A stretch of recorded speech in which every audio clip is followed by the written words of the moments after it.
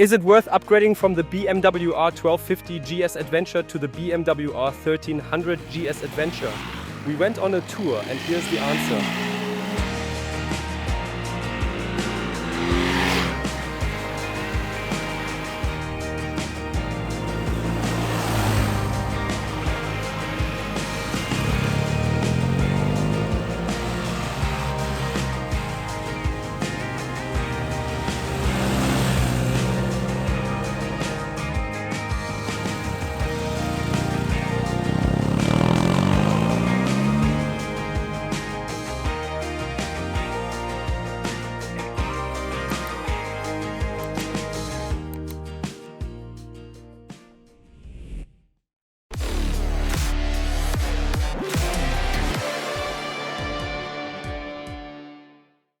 Hello and welcome to a new video. Greetings from the top of the Pfaffen Sattel.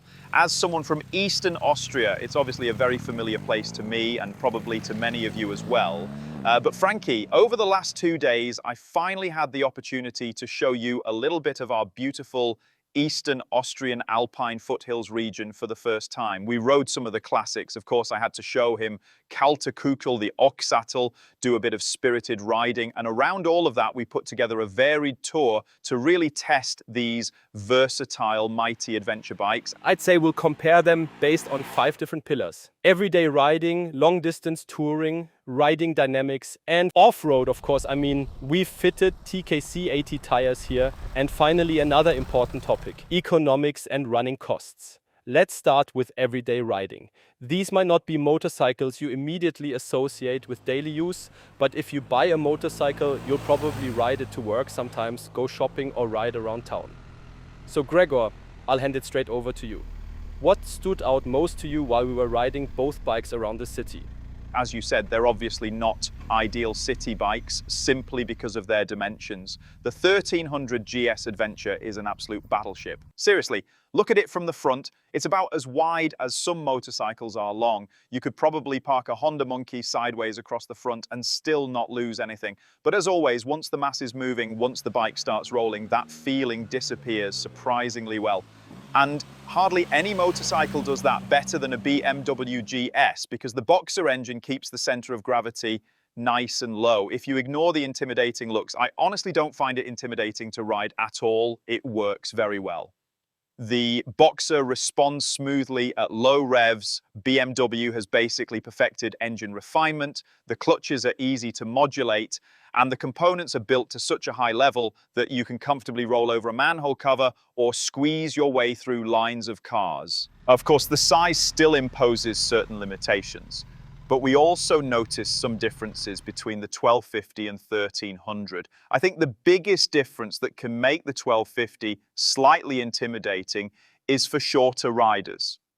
On the 1300, we now have the next stage of semi-active electronic suspension, and for the first time on a BMW, automatic ride height lowering. That's obviously a great feature. The 1250 has a seat height of roughly 870 millimeters, so it's already quite tall. And then the 1300 lowers itself when you slow down. That's a major advantage because adventure bikes have traditionally favored taller riders. But that isn't the only difference. Quite a lot has also changed in terms of ergonomics between these two generations. Ergonomics are actually almost the biggest difference between the two motorcycles. On the 1300, you sit much sportier and the handlebar is flatter. One thing I noticed is that both bikes have an excellent steering lock. The 1250 already did this incredibly well. It's almost unbeatable. On a narrow road like this, you can turn around in one go without any trouble. What surprised me is that the 1300 GS has inherited that ability even though the handlebar is flatter. I find it impressive that you can still maneuver it just as easily. So that's a pleasant surprise with the 1300. And as you said, these are huge, bulky machines. The seat is lower, and because of the way the 1300 Adventure is designed, it also feels a little less intimidating. On the 1250, you really sit down inside the motorcycle, which has advantages too.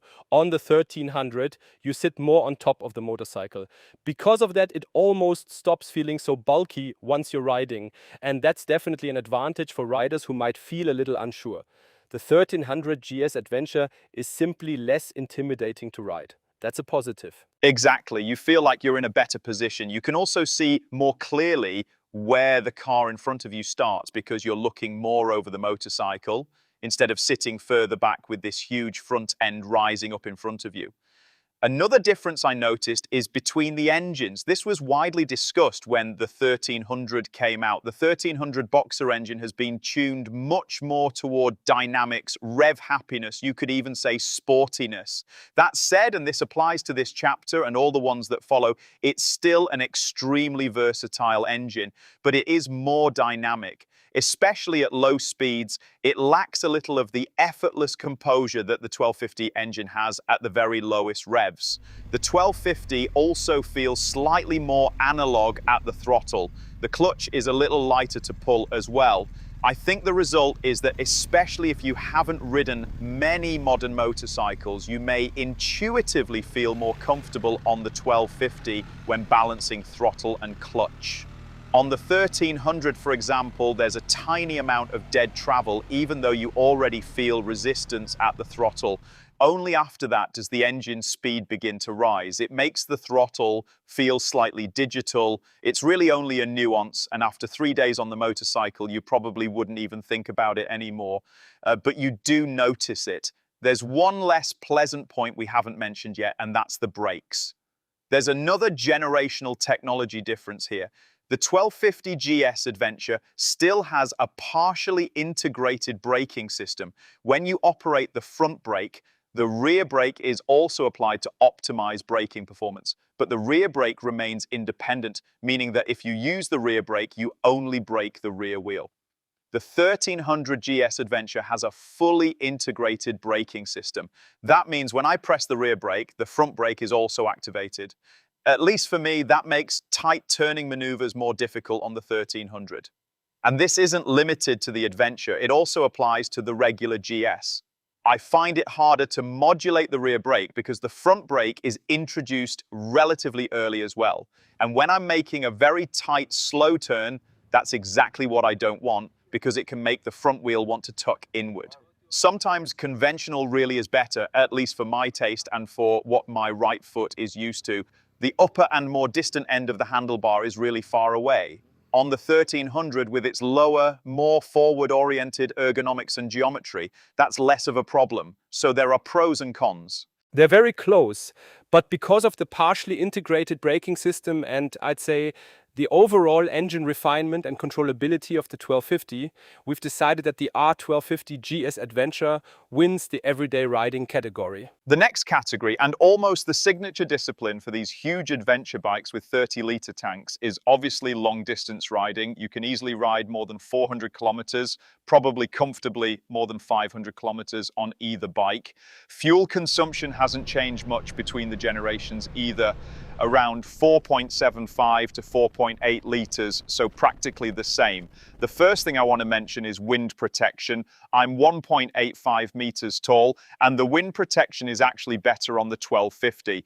The adjustment mechanism obviously isn't as elegant. You have to turn it manually, but you can easily do it with one hand even while riding. It really isn't difficult. With the screen in its highest position, the airflow only hits the very top of my helmet and there's almost no turbulence. The wind is directed very cleanly, even with an adventure-style helmet like the one I've been wearing today, and over the last few days, it's barely noticeable. The 1300 does have elegant electronic windscreen adjustment, which suits the motorcycle's high-tech character, but the actual wind protection isn't quite as good.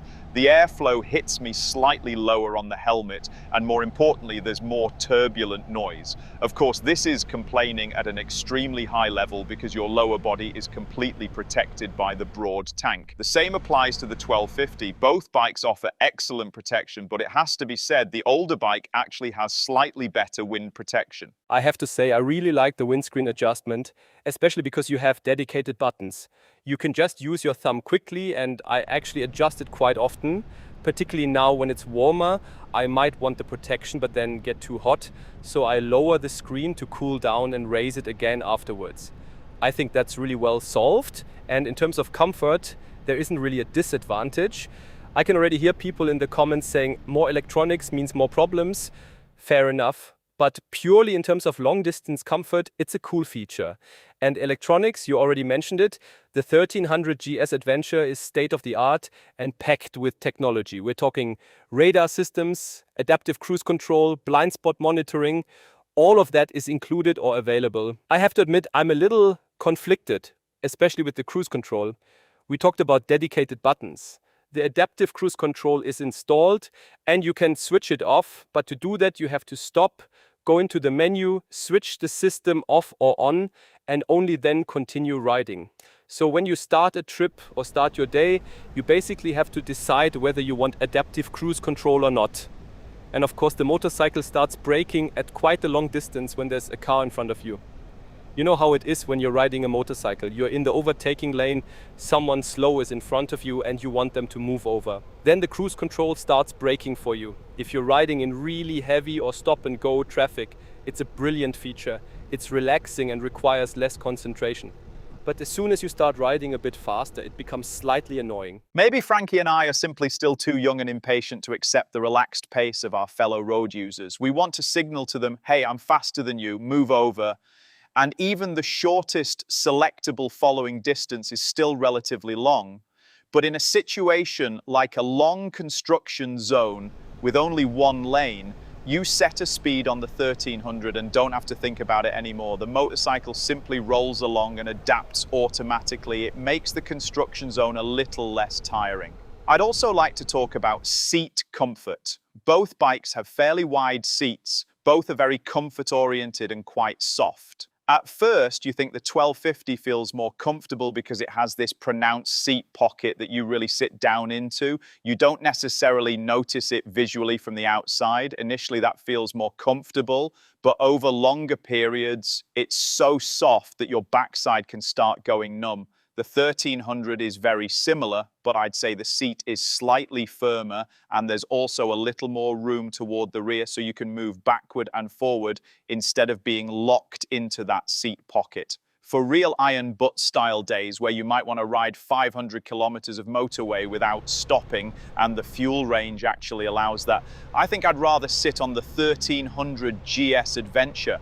Although the classic adventure bike ergonomics of the 1250 also have their advantages, you can let your arms hang a little more naturally. And for me, the knee angle feels slightly more relaxed on the 1250 than on the 1300. Again, it's a mix of pros and cons. The suspension also shows that these are serious touring motorcycles. The 1250 already had semi-active suspension. BMW calls it dynamic ESA. At the time, that was state-of-the-art. Technology has moved forward since then.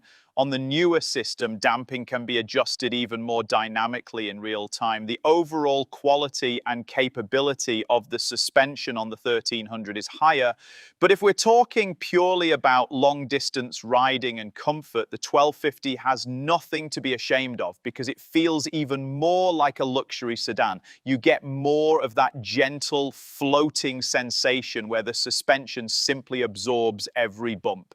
On the 1300 GS, I think you have a wider range between comfort and sportiness, but someone who prefers that floating soft sensation might actually think the 1250 GS has a slight advantage. How do you see it? I agree. I like comparing it to a pirate ship.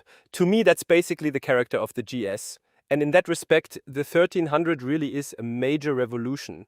I think BMW deliberately went in a completely different direction and wanted to make the GS sportier and more active. You can ride the 1300 very sportily, but the feedback is much more direct. Personally though, I prefer the pirate ship because that's simply the GS feeling to me. It's very unique. In terms of riding at night, I really preferred the light output of the 1300 GS Adventure at those dark times. The optional Headlight Pro turns into the corner. The entire unit actually moves with the curve. And if that isn't enough, we've also fitted the Lone Rider motor lights. I have to say, for me this is currently the smartest and cleanest solution if you want auxiliary lights. The build quality is really high-end. The motor lights integrate into the motorcycle system, and on the R1300 GS Adventure you can control them using the multi-function ring. They flash together with the indicators, you have dipped beam functionality, and you have an extremely powerful high beam with a claimed range of 700 meters. You really can turn night into day. We also have a dedicated video about these Lone Rider motor lights. But from what I've seen so far, they're very convincing and they fit the whole dynamic high-tech character of the 1300 very well. At dusk, I'm always really worried about wildlife crossing the road. That's also a problem here in Austria. And it has to be said that even on premium motorcycles from major manufacturers, high beams can sometimes be rather weak and aren't really sufficient for illuminating a country road, especially with bushes and grass on both sides. With these lights, you don't have that problem. You'll probably see every deer in the area from a very long way away. It's insane. But let's get to the winner of the long distance category. What did we decide? I think we have to give it to the 1300 GS Adventure.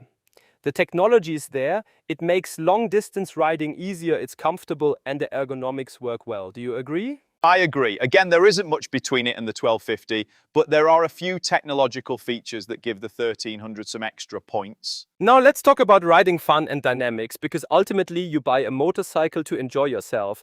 I want to say a few words about the engine first, because once again, there are differences. On paper, the 1300 GS Adventure has a few more horsepower and a few more Newton meters. On the road though, the picture is slightly different depending on what you're looking for. Personally, and this is obviously a matter of taste, I like riding in a high gear and using that classic GS character, driving out of corners from low revs with that deep boxer punch. The 1250 definitely has more of that traditional GS character. The 1300, as we've already said, asks for more revs. It wants to be revved out more. That has its own appeal, but it's less typical of what many people know or expect from a GS. That's something you should keep in mind when deciding between the two. The 1250 gives you that classic broad torque delivery at low revs. The 1300 feels more rev focused and modern. One quick point on the quick shifter, I definitely give that point to the 1300. It works much more pleasantly, you need less pressure on the lever, and the bike doesn't pitch as much during shifts as the 1250 does. That's clearly a generational improvement. But now we come to a very important topic, Gregor, and something we discussed a lot, the suspension. I think that's actually the biggest difference we noticed when it comes to riding fun. Yes, I'd say that's the area where the biggest technological progress has happened between the two generations. The fact that the engine has become more dynamic is more of a change in philosophy rather than a major technological leap. Radar technology is nice in terms of comfort, but the level these semi-active suspension systems can now operate at gives you an enormous range of possibilities, especially on an adventure bike.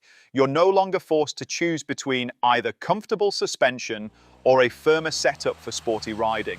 At the push of a button, or sometimes simply by changing the riding mode, the character changes significantly. And on the 1300 GS Adventure, you can clearly feel that you get more information about what's happening underneath you and how much grip the tires have. That gives you more confidence. You're more willing to carry speed into a corner.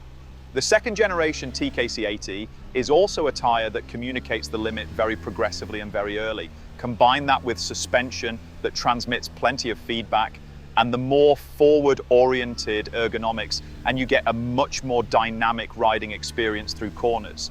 And then the engine character you mentioned actually fits that style better as well. Ultimately though, it becomes a matter of taste. How do you want to ride an adventure bike? In my opinion, this engine character suits most of the large boxer models of the 1300 generation better. For example, I think the R1300 RS is significantly better than the 1250 RS, including in terms of engine character. It fits that type of motorcycle better. I also prefer this engine character in the RT and in the 1300R as well. But on a GS, an adventure bike, especially if you consider the roads you're riding on, in our case, lots of alpine passes with tight hairpins, I've always loved the way you can ride a GS in a high gear. You can take a hairpin in third gear and it just pushes you out of the tightest radius. That deep bassy sound helps reinforce the sensation too. Euro 5 Plus certainly doesn't make it easy for modern engines to deliver the same kind of sound. On the 1300 GS, by contrast, you open the throttle And of course, the engine doesn't struggle. We're very far from that. Again, this is complaining at a very high level, but you can feel the revs building and you don't get that brutal surge of torque immediately. At around 5,000 revolutions per minute, you suddenly feel the more dynamic Boxer enter its sweet spot and start pushing hard. For my personal taste though, I find the 1250 Boxer engine more appealing in an adventure bike, but I'm sure that's almost a matter of faith, so let us know your opinion in the comments. Our personal preferences shouldn't really decide the result, even though our conclusions are obviously based on subjective impressions. Listening to you just now, it sounded almost like you were going to crown the 1250 the winner. Is that actually the case? No, because if your goal is dynamic riding, simply because of the suspension and ergonomics, you're definitely faster through corners on the 1300, and that's also why she deserves the point in this category. And we've also played around a little in the dirt, although maybe we exaggerated that slightly in the introduction. We are in Austria after all, so there aren't that many legal off-road opportunities, especially when you're riding motorcycles this large, heavy, and expensive. We filled both bikes completely with their 30-litre tanks and weighed them ourselves on our livestock scales. The 1250 came in at 284 kilograms and the 1300 at 285 kilograms. We removed all the bags that could easily be taken off. The center bags can only be removed by unbolting them, so those stayed fitted. The Lone Rider lights were also still installed. So realistically, you can say the 1300 GS Adventure is at least roughly the same weight as the 1250, and potentially even slightly lighter depending on equipment. That's already relevant off-road, where every kilogram matters. As I said, we only did very light off-roading because Franky and I both have a healthy amount of respect for riding these big, heavy, expensive machines off-road. The local BMW dealership kindly provided us with this 1250 GS Adventure, and obviously they don't have much interest in seeing it lying on rocks somewhere in the dirt, so we took it easy, but at least we had serious tyres fitted. It's impressive how quickly we were still able to ride on asphalt with the new second generation TKC 80. It's a true legend among off-road tyres, a 50-50 tyre that visually still looks very similar to the old one, but don't be fooled by the appearance. It has been thoroughly redesigned with a new block pattern, new rubber compound and new carcass. It's supposed to be more robust while providing more traction on loose surfaces. One of the major weaknesses of the previous TKC 80 was wet weather grip. Yesterday we encountered several damp sections during our tour, and the new TKC 80 gave us very good feedback. I think it's a tyre that communicates its limits very clearly. So from asphalt to the gravel we're riding here, it has delivered a very balanced and enjoyable experience. Now back to the motorcycles, we have to admit straight away that this isn't a perfectly equal comparison because the bikes aren't fitted with exactly equivalent equipment. The 1250 GS Adventure, for example, has Touratech handlebar risers. Of course, risers are also available for the 1300, but they aren't fitted here. That immediately creates a noticeable ergonomic difference. As it stands, the 1250 gives you a genuinely touring-oriented standing position. By contrast, especially riding downhill here at Stulek, I found myself leaning very far forward on the 1300. That isn't necessarily an inherent difference between the 1250 and 1300 generations, but I would still say that because of the more upward bent handlebar shape on the 1250, even without risers or with equivalent setups, you would probably have a slightly more relaxed and upright standing position on the older bike. We already touched on BMW's change of focus. They deliberately made the 1300 sportier and more dynamic. When you do that, compromises naturally appear elsewhere. And I think you can feel that in the riding position. The 1250 is more relaxed, which suits my needs better when riding off-road. I also prefer the engine for this situation. Because of the torque from low revs and the better controllability of the more analog feeling throttle. You feel like you have more control. It feels more familiar and direct.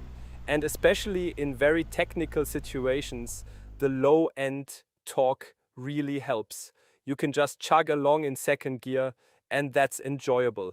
In terms of suspension, I'm actually a fan of the 1250 as well because it has 20 millimeters more suspension travel. If you're simply riding to the North Cape and doing the kind of gravel roads that probably 80% of GS riders actually ride, the 1250 works extremely well. It moves around a little more underneath you, and you obviously have slightly less control than on the 1300. What are your impressions? I basically agree with you. I wouldn't say the 1300 GS suspension is worse. As we already said, the technology has moved forward, so purely from a technical perspective, it's probably the better suspension system. But you can't argue away additional suspension travel. And as you correctly said, for the kind of loose surface riding people typically do with these heavy battleships, that softer, more floating approach might actually be preferable. At the same time, the newer technology also gives you advantages elsewhere. For example, I prefer the broad, torquey 1250 engine, just like you do.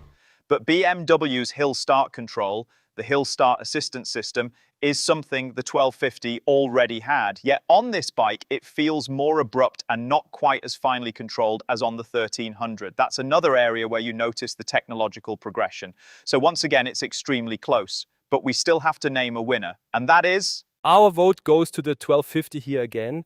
And for everyone who rides off-road and travels, we have a product recommendation that has genuinely impressed us. The brand is Westwind. It's still relatively unknown in Europe. It was founded by a group of friends who needed luggage themselves, but found everything on the market too expensive, so they created their own brand.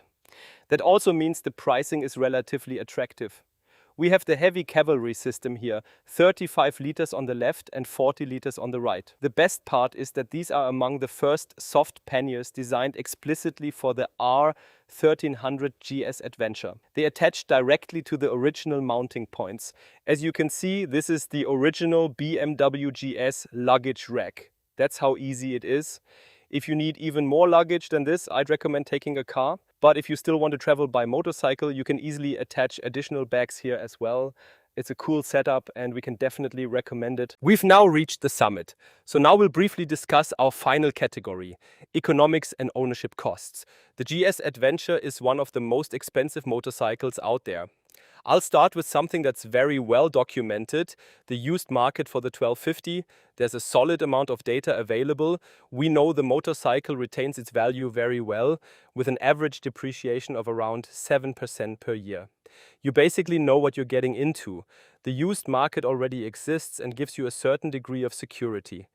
With the 1300 GS Adventure, the market simply isn't established enough yet. So we can't say as much about it. That creates a small amount of risk because we don't yet know whether you'll be able to sell the motorcycle later with roughly the same 7% per year depreciation, or whether you'll have to accept a larger loss. Although it should be said that GS models have traditionally been very desirable on the used market, and that has been the case for decades.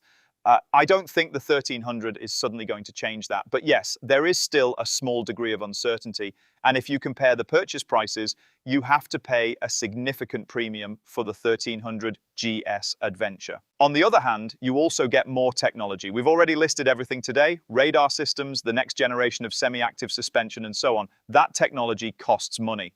Another important subject I want to address is something that caused plenty of discussion: the drive shaft issue.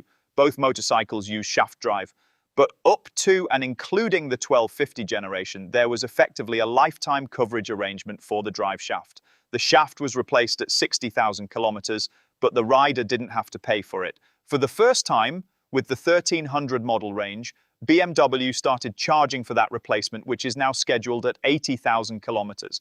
And when you look at the cost, a drive shaft itself is comfortably over 800 euros. Then you also have the workshop labor, and the mechanic needs several hours to dismantle everything and install the replacement. So the final bill is substantial. You're quickly looking at around 1,000 euros or more at 80,000 kilometers, and in Switzerland probably more. Again, for the average motorcycle rider, 80,000 kilometers is an enormous distance. You could argue that spending 1,000 euros every few years isn't that dramatic, especially if you've bought such an exclusive premium motorcycle. But at the same time, the 1300 GS Adventure is especially popular among long-distance riders and people who cover huge annual mileages. Some of them ride 40,000 kilometers a year. If you're then potentially paying something like 1,500 euros every 2 years, that's no longer insignificant. So yes, it's a controversial topic and we don't have the definitive answer either.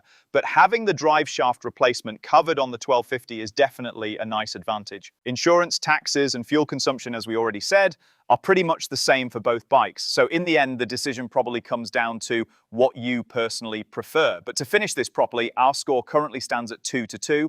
Can we declare a clear winner for economics? I have to say yes, especially because of resale value.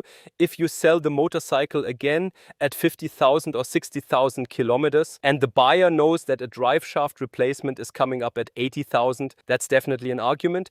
It puts a little more weight on the older bike side of the scale. So I'd simply say at the moment the 1250 is the winner for me. So according to our scoring system, the 1250 actually wins overall, but the margins are extremely small because these are still very similar motorcycles. Ultimately, though, we have to answer the question, is the upgrade worth it? And I definitely don't want owners of the previous GS Adventure to hear our result and think, okay, I should never upgrade. Because I think we've identified several genuinely relevant reasons to choose the newer bike. There's the shift toward more dynamic riding. There are the high-tech systems that are available for the first time on the 1300. I can imagine several types of riders for whom upgrading makes perfect sense. For example, a shorter rider who simply can't confidently manage a 1250 because it's too tall might suddenly find the 1300 accessible thanks to the automatic ride height lowering. Or perhaps you're a technology enthusiast who says, I really want radar cruise control. In that case, you effectively only have one choice. Or maybe you love large adventure touring motorcycles and boxer engines, but you also enjoy riding dynamically. Then you can benefit from the fully developed suspension, the more energetic engine, and the more forward-oriented ergonomics. For that type of rider, I would definitely say the upgrade is worthwhile. But if you simply want a great boxer-powered touring motorcycle with a 30-litre tank, strong wind protection, comfort-focused ergonomics and suspension, plus a huge wave of low-end torque, then the 1250 still does some of those things better. We hope you enjoyed this little tour and the video. If you did, leave us a thumbs up and subscribe to the channel for daily motorcycle content. Frankie, it was a pleasure showing you our beautiful Eastern Austrian region and the Alpine foothills. And it was great having all of you along for the ride. See you again soon, hopefully.